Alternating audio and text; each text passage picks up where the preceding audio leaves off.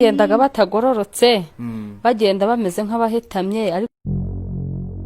It has been 10 years locked in a house, the house strangest faces one has ever known. Abyara bwa mbere bavuze ko abyaye agakoko. Most people think these are maybe beasts, apes, monkeys and other animals, but no, they're just people like us. What happened to these kids? Why are these little kids like this? Babanjyana mu kigo cy'abana n'ubumuga. Icyifuzo cyanjye nicyo babangiriye neza. Ngira ngo rero nibyo impinduka zifatika, bafite ubuzima bwiza, bafite isuku, bafite imyenda, urabona ko bakeye n'inkweto basigaye bazi kuzambara. We visited back 3 little kids who were born with a certain disorder. They had been locked inside for 10 years and bullied ever since they were born. We went to see how far they are doing, as some of you requested a follow-up, and by now, they're showing a great improvement. Having a resilient mindset makes a big difference to how much damage bullying does. Parents and teachers can help kids learn that they have the power to cope with difficulty. Whether at work, school, or at home, bullying has the potential to greatly wound victims in whatever form it takes: physical, verbal, social, exclusionary, or online.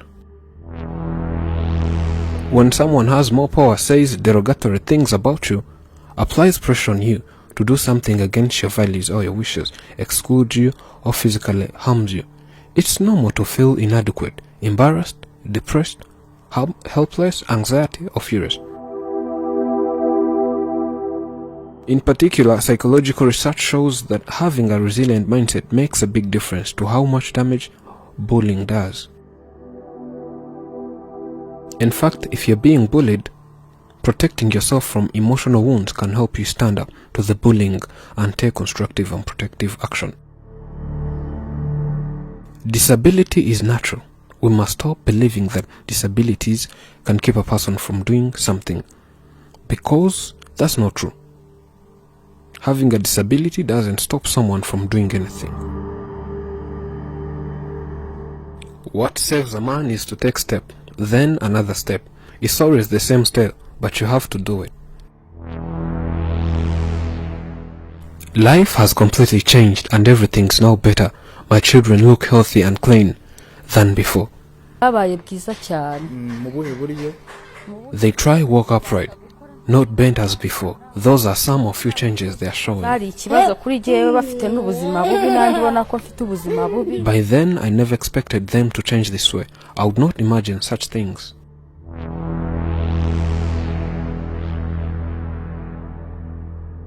I thank God for people who supported me so that I could come to this community center, and also thank the community center itself to have taken care of these children so that they are cute at the moment.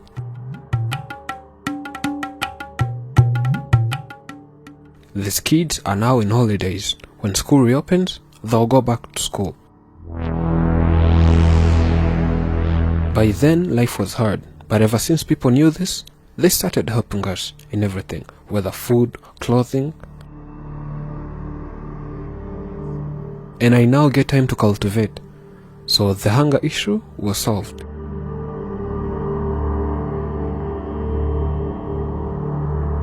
Since coming to this community center, they were told different things. They can now hold a cup of porridge and drink. They can eat by themselves. So they're beating bullies.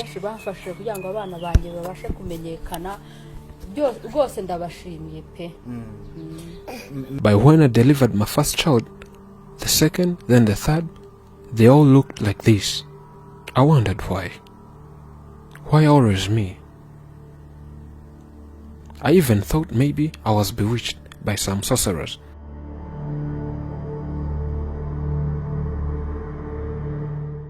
Their father did not be brave enough to welcome these kids who produced, as he suffered depression because of these kids, and later on, he committed suicide, says the mother of 3.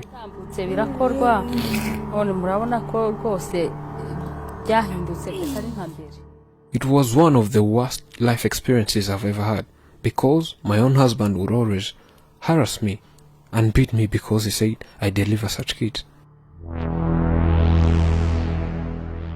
Whenever I could go somewhere and leave him with his kids, he would also leave. And by when I come back, he would also return. Me in every aspect. More especially, I thank the administration of this community center that has been following up my children. See how they took care of my kids. It's unbelievable. We spoke to one of the leaders of this community center and he was like, well,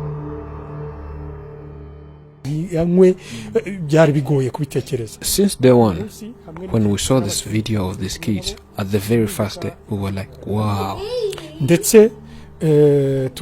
Our mission is to deal with the disabled and take care of them.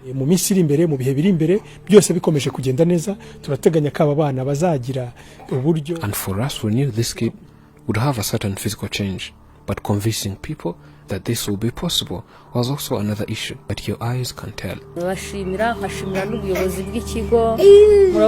expect so much more as you see these changes, but we aim higher in the coming days. That they will be fine and sit in class and be attentive as other children. And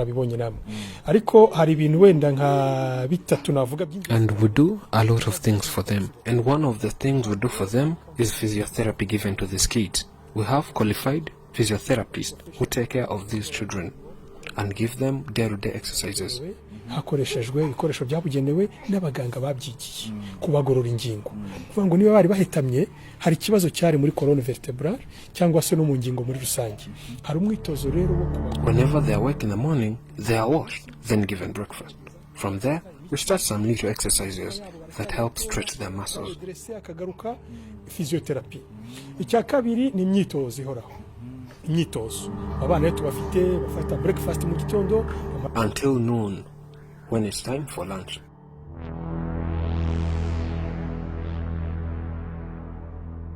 After lunch, they have to sleep and rest. In the evening, after waking up, we do some movement.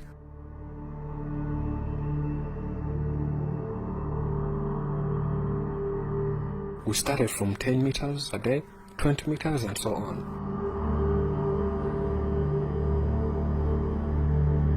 At night, they have their dinner, then watch cartoons for a while before we go to sleep, and that's their day.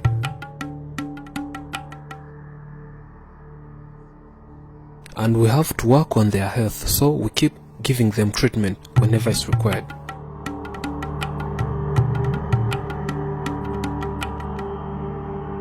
And lastly, food. Not every food is given to children. They need a balanced diet so they can grow well, and their muscles and bones need to be strong. So we consider a lot for these kids to be doing well.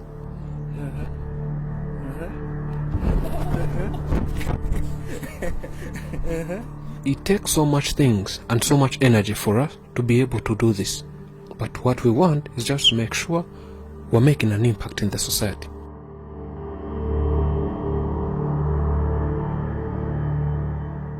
As it said, people who are crazy enough to think they can change the world are the ones who do it.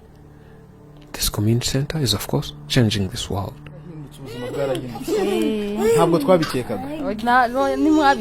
When you focus on someone's disability, you will overlook their abilities, beauty and uniqueness. Once you learn to accept and love them for who they are, you subconsciously learn to love yourself unconditionally.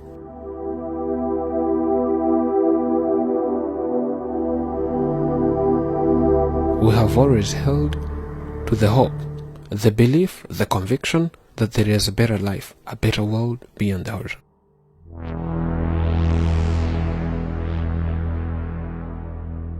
Let's hope everything will be better for these young children and that tomorrow is bright.